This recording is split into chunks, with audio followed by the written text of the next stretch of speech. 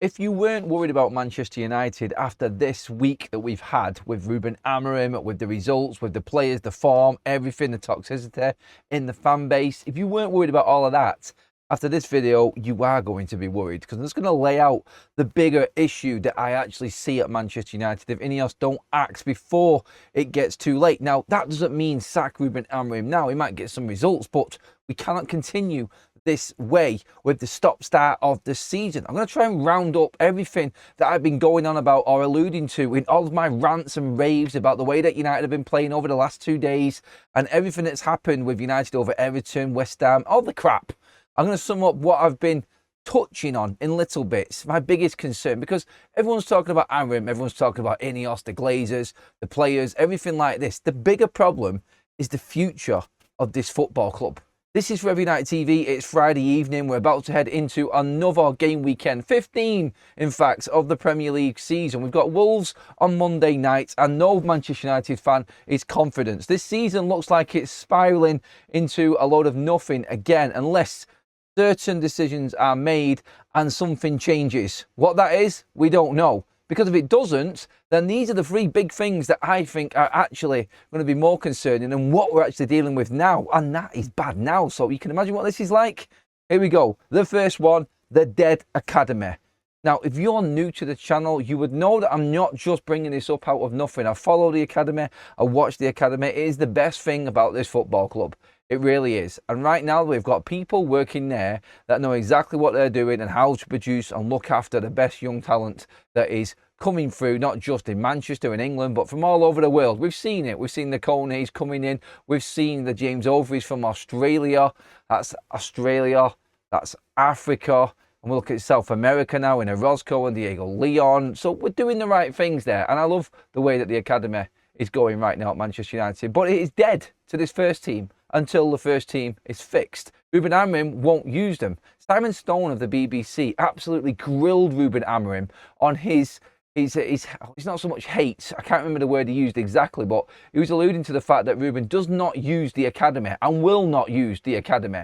And he's talking about who, and it's like, probably Mainu. Shea Lacey was on the bench there. He's not willing to tap into them, even though Manchester United's first team is diabolically poor and inconsistent. And Ruben was trying to make excuses. And in a way, I do have a defence for Ruben on the academy. And I've always said all along, it's no point in bringing an academy player into a stinking ship. How's he going to even progress if the first team players can't get to grips with what Ruben Amorim wants? Again, there's another point in why a certain decision needs to be made. How long are these academy players going to wait for? We're talking here about Shea Lacey sat on the bench, not playing in the under-21s, not going out on loan anywhere, sat there, twiddling his thumbs for the last 3 bleeding games, doing nothing. Because if you're in the first team squad, you can't play in the under-21 squad. Therefore, no games. What's the point in being there? You might as well just say no, Ruben, and not let him play at all or be involved at all. Bringing him into training is great, and that's where they should stay, unless you know you're going to use that player. What is the point in stopping him progress playing for the under-21s or even just sending him out on loan? I hope that Shea Lacey gets a loan move. If Ruben's still in charge, I hope that Shea Lacey gets a loan move in January away from Manchester United so we can progress properly. Because here, it's not going to happen. It's seen quite clearly against a poor West Ham side. When you needed to do something, you had 2 young academy attacking players on the bench in Kobbie Mainoo and Shea Lacey, and he isn't using them at all. He refused to bring them on and made 4 defensive substitutes instead. It's ridiculous. Absolutely ridiculous. That is a big problem. Then you've got the JJ Gabriels of this world. He wants Champions League. I'm not being funny. I made a full video about JJ Gabriel the other night. I was talking about him and what Manchester United would have to do to entice this type of talent to stay. We've got 2 years to sort this out. And if Manchester United are not in the first team, why would JJ Gabriel want to play for a mid-table side? You're going to lose one of the best young talents that there is out there because your first team is shit. And we're nowhere near the Champions League places. That's another big problem.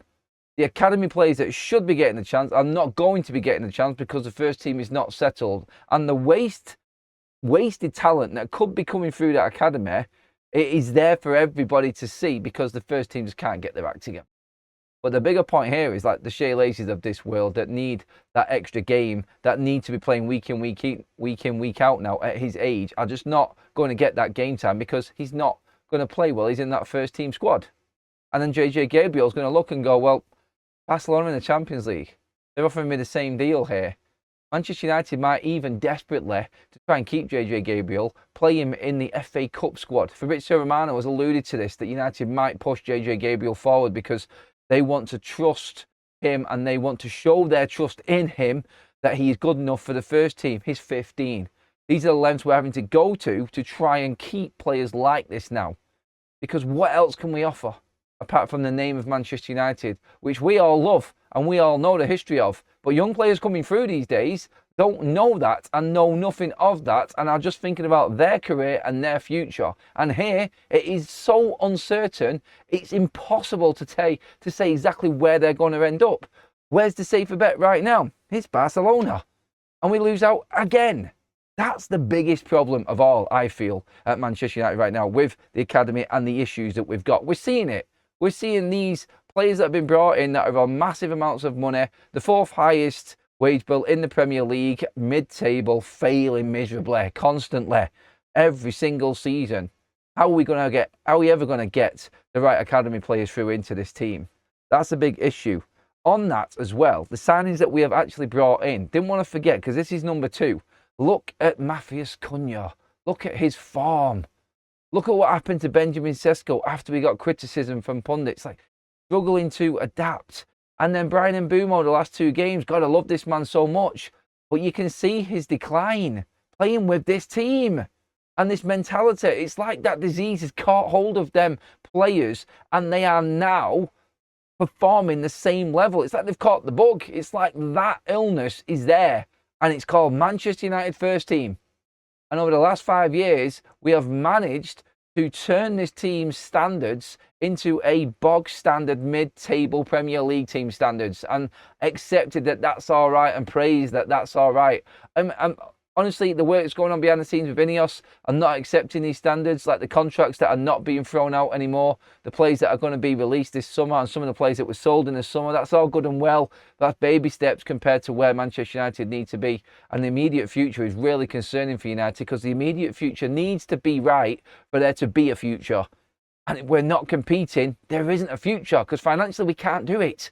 We're talking about hosting the Women's World Cup final in 2035. This stadium is not going to be there if we're not competing at the highest level. The first team needs to be on point. Again, the youth team affected by the first team. The women's team affected by the first team. The future of Manchester United completely affected by the ineptitude and just sheer levels of standards at this first team in Manchester United. It is awful.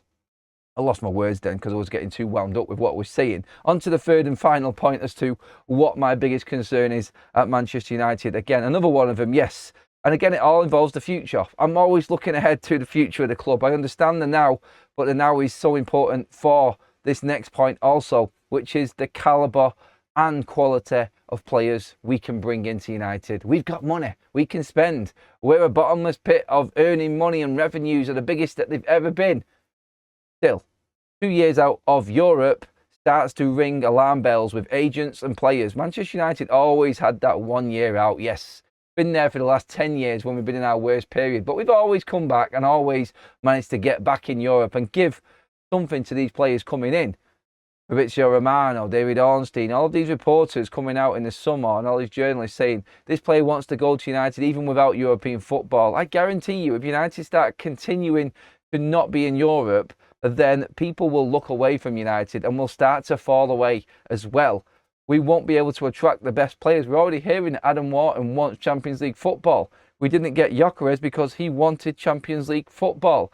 Elliot Anderson is going to go to City ahead of United if we haven't got Champions League football. Why would he come to us? These players are being offered more elsewhere and their chances of success are better elsewhere.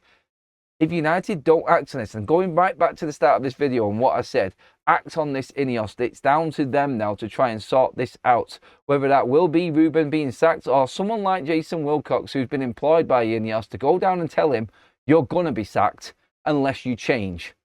And if you don't like it, there's the door. This has to happen. Their investment, their time, their reputations are all on the line because of Ruben Amorim and his stubbornness not to play a certain way. wanting it all his way, because this is what worked in Portugal. He's had enough time now. He said 13 months ago that if we change now and go back to where it was, we'll still be the same in 12 months. Fast forward that year, here we are. Where are we? We're in exactly the same position. All the players gone, all the money spent.